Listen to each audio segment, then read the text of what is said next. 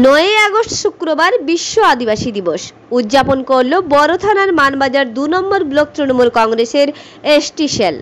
মানবাজার 2 নম্বর তৃণমূল কংগ্রেসের সহযোগিতায় কুটনি কমিটি হলে অনুষ্ঠিত হলো দুপুর 2টার সময় বিশ্ব আদিবাসী দিবস।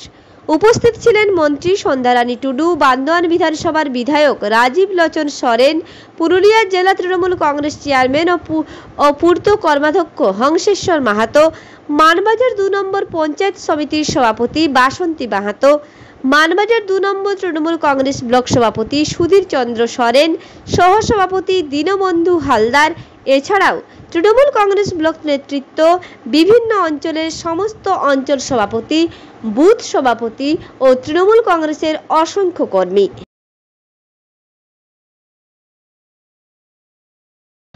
বড় থেকে দিব্যেন্দু মাহাতো রিপোর্ট, রূপসী বাংলা মিডিয়া।